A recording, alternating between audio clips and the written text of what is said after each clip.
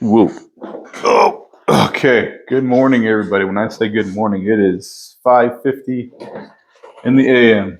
on Saturday. I know most of you won't be up that early doing stuff unless you're a farmer or me. So, anywho, today we will be going over a snowblower. Um, I bought this snowblower online. It was something that needed work. I needed something cheap and relatively cheap that had that ran and everything, but not in too bad a shape. I was actually buying one for a buddy of mine who actually gave me a snowblower, and I thought I would buy one for him and his family, and something easy to work on and not too crazy. So I found this two-stage online. When I looked at it, I thought it was like an old Troy bill or a Craftsman, even just by the way it looked, and I couldn't really tell from the pictures on what it was. It didn't have very good pictures, and I go up there and take a look at it, and it's made by this company called Powerland, and I've never heard of them before, and I figured they're like an off Chinese brand, and yeah, I was correct. They are, and they're discontinued, so parts are a little hard to come by if you could find them. So there's that. We're going to go over a couple things: the carburetor, the drive belt, the friction plate, and a few other things. The carburetor bowl does have a leak in it, so not the end of the world. I have a bunch of gaskets I'm going to sort through and some old carburetor parts I've collected over the years. Let's go over the machine. Again, Powerland snow thrower. So this one, the engine actually does start and run pretty well though. So that's cool. The spark plug, I thought was dead when I first got it. I couldn't get any spark, and then I saw fuel leaking down here. So I'm like, well, let's pull the plug. Maybe it's flooded, and the plug was soaked. I left it off, dried it out, sprayed some brake cleaner on it. Took a little bit of sandpaper to the electrodes on the plug and started right up. So plug is good. It was just wet, and it had a little bit of carbon on it, so I still might end up changing that out. But the primer works. We get fuel to it really well. I think, like most carburetors with these float styles, one of three things happen. One, the float needle is not good. It is a wear item, believe it or not. Two, the float is stuck. Or three, the float is not adjusted correctly. So those are the three things I'm looking at for these old carburetors. And honestly, like, they're just about the same on every engine. So good things about this snowblower. I like how it's the metal chute, because when you start plowing through some snow that's kind of wet, you get a lot of heavy snow and a lot of volume, and the chutes will break. The Craftsman one I have did have that happen to it. So, and I had to fix it. So metal chutes are super cool, which is also why I thought this was like maybe an old Troy built. Easy to adjust. You just undo the handle there, and you can move it left and right. Oh, sorry, wrong side. Yeah. Anyway, you get the idea. So this does have a power start, and it does have a recoil start, which is they call a backup recoil. So both those work fine. Actually, they're in pretty good shape. I already did pressure wash it a little bit and get all that gunk off. I might do it again to get some more gunk off the wheels that I saw later. So yeah, Powerland snowblower. This is the electric start plug-in. There was just duct tape holding this on, but it does work, and it looks like it's sustained some damage here. These cables right here. So we get all the gears. We have 6 forward gears. I test them out. They all work. 6 is really fast. I mean, that's at a pretty good jog. And then we get down to 1. This is where like nothing happens. Nothing happens in reverse number 1. But you do like hardly anything. But you go to reverse number 2. You can go to a slow crawl in reverse. So I will be adjusting that.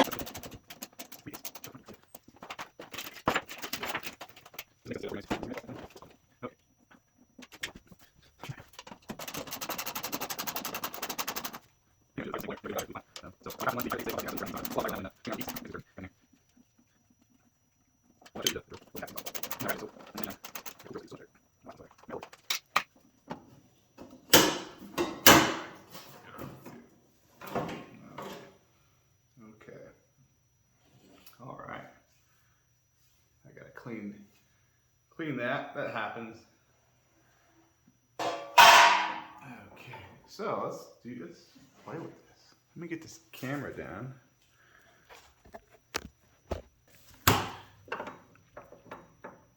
All right. This is your driving shaft right here. It is splined. And you have a main drive gear. I mean, look at that gear reduction. That's insanity. And over here you have your rubberized drive wheel and your drive plate. So at first glance, these things look like they're in great shape. I have no issues with what I'm looking at here. And here is your drive belt. So as you can see, this drive wheel moves, or I'm sorry, yeah, this rubberized drive wheel moves along the friction plate, and each time it goes more and more inboard, it changes the gear ratio, and then outboard, it brings it closer to like a 1-to-1, so you'll go a little faster.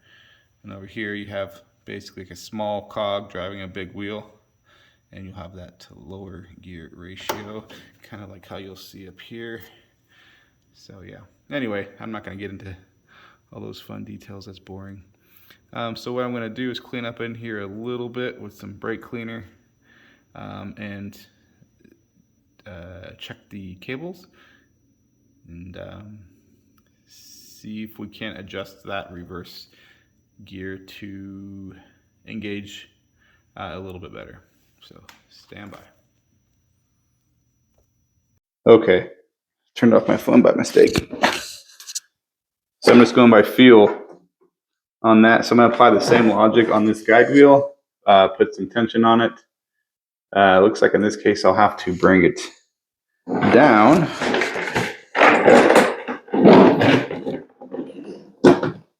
Because I can't see where exactly that cable goes. I need a headlamp.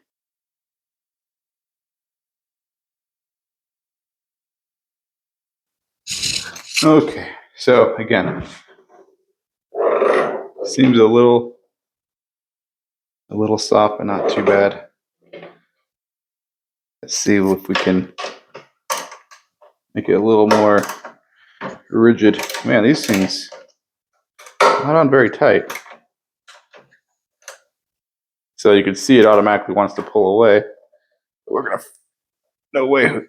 Oh yeah. Let's do that right here. Because I can see that spring down there getting more tense. Not much. I'm not trying to get too crazy. You do want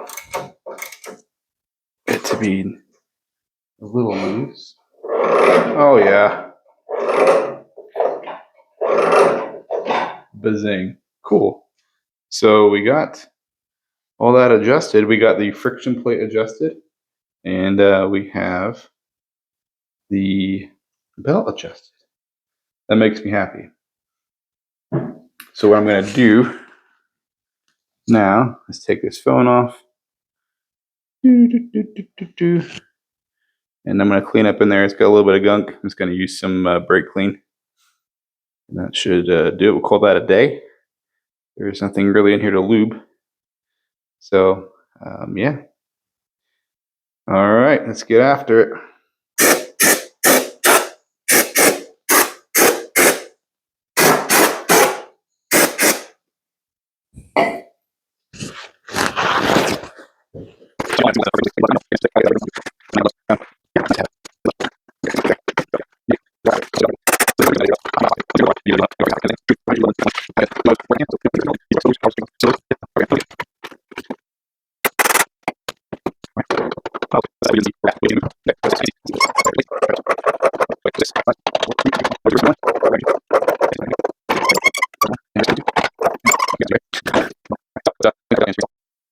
that looks a lot better than what it did. So we're going to put this back on and filter back up. Then when it's not super duper early in the morning, we'll test it out. Gotta clean back here. Stand by. Okay, so I put the cover back on. That just kind of snaps back into place. I forgot to record that, but there is really nothing to see. It goes on the same way you saw it come off.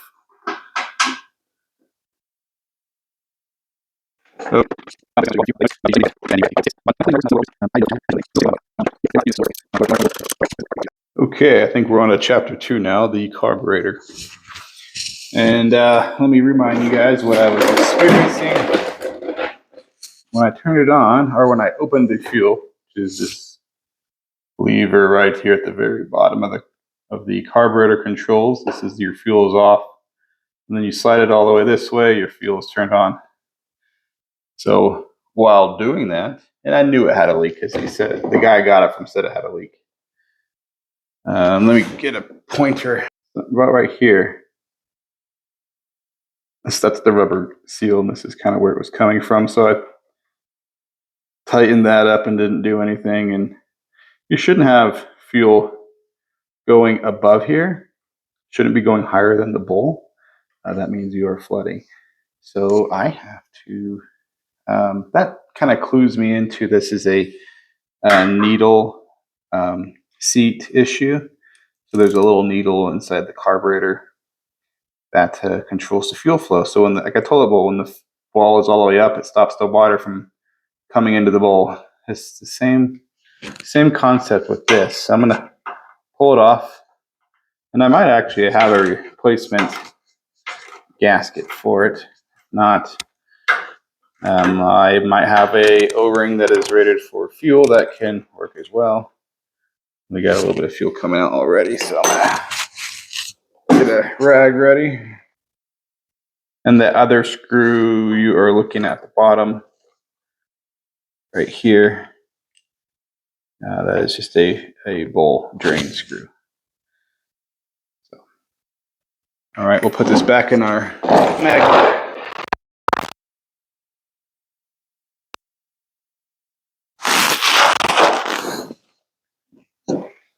Okay, and let's take a look.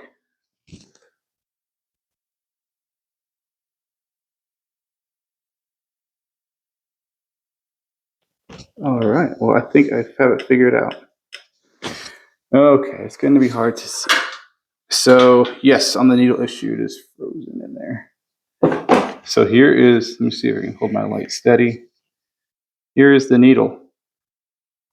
There is a spring that rides above it. You can barely see it right there, the top, or to the right, or the bottom. I don't know. The spring, and then there's the needle. The needle is not moving. Should be moving with the bowl, but it is frozen. And here's the top of the needle. You can see no movement, just adding spring tension. So that's not good. We are going to, I could slide this off to slide off the bowl. Oh, that make it easy. I wonder why that's stuck as bad as it is. I don't know. Oh, I see. Well, it's not gonna be as easy as I suspected, but I'm gonna keep filming anyway. Erg. I'm gonna get a small flathead and see if I can't just use this ear as like a fulcrum and pop that off. It is a wear item, and there is, as you can see, some fuel varnish on there, which happens. You get like this brown, light brown residue on these small moving parts, and they kind of acts as like a adhesive in a way. They get gummy. So that's not a huge deal.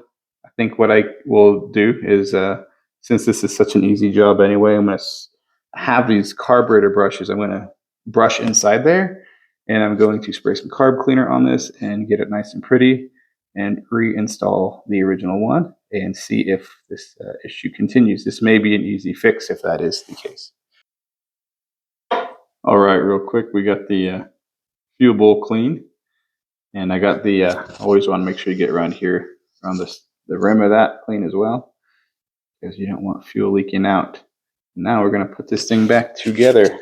I have cleaned it. Hopefully it works.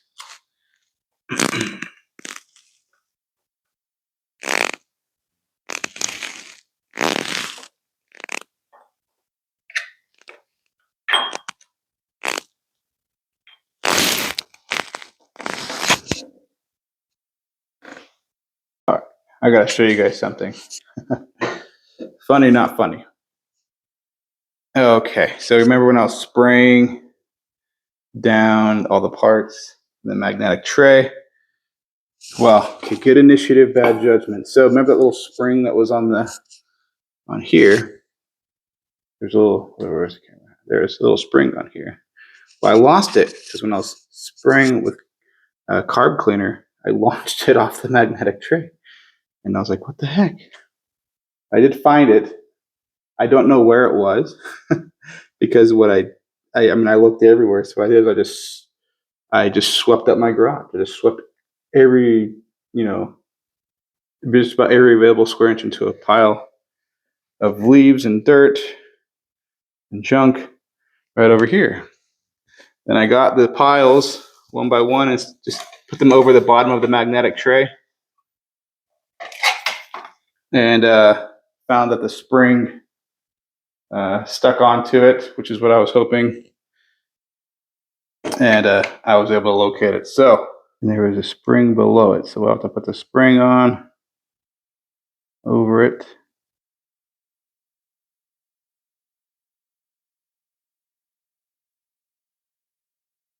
Tension on the spring. Slide.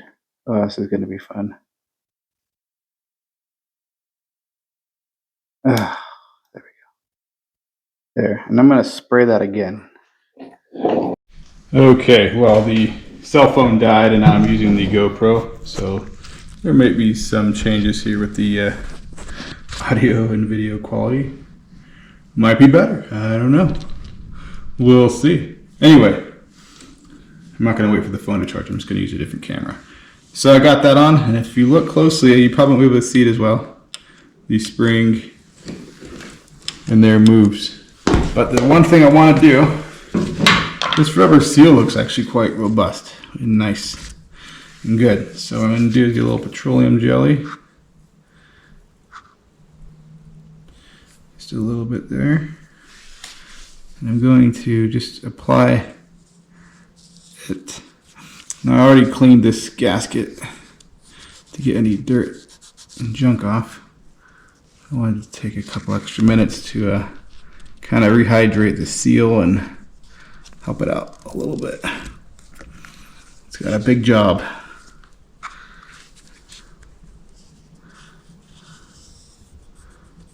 Okay. I'm going to have the drain facing me, so if I do have to drain the bowl, it won't be hard. I will be able to do that. And it shouldn't be on too tight, this thing. So I'm not going to totally wrench on it.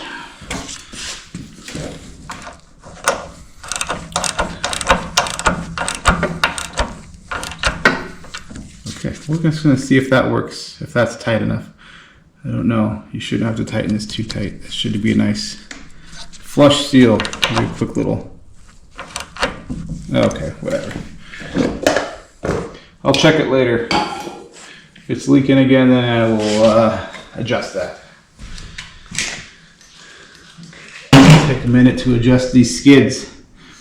So you can almost see how the metal of the bucket is protruding past the skid. It should be the other way around. So let's go ahead and fix that. Okay, so it is a 12, but I'm going to use a 3/8 drive instead of a 1/4 inch drive. Cause shit. That wasn't tight. All right.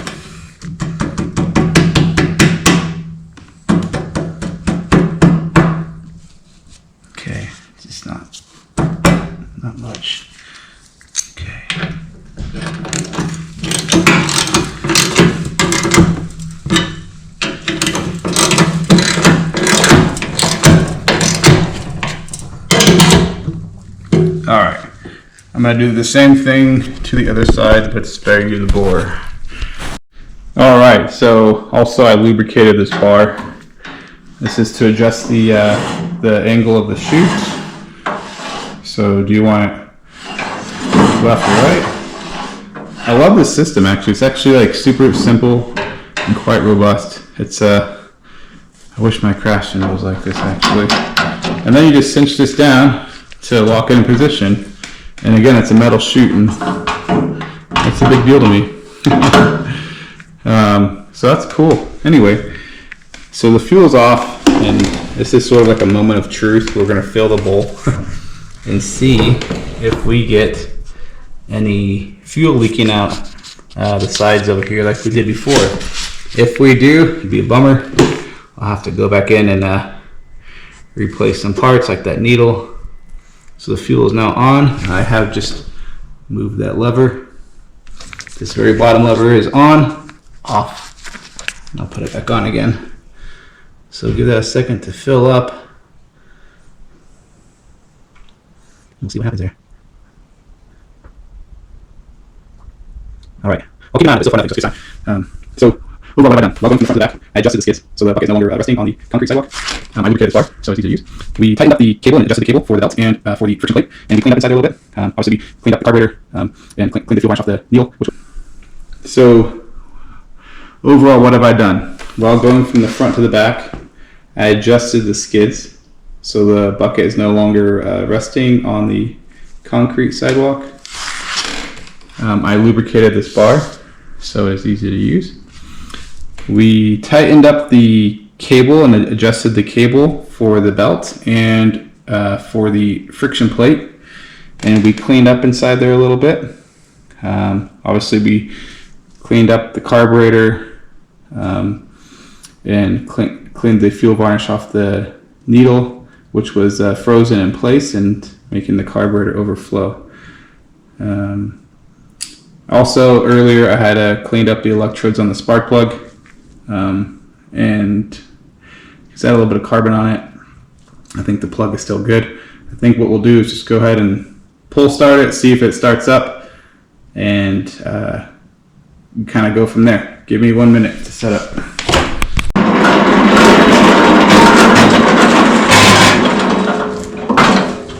Okay, make sure you're in view. It looks like you're in a view. Okay, fuel is on. Choke is set. And we are on run.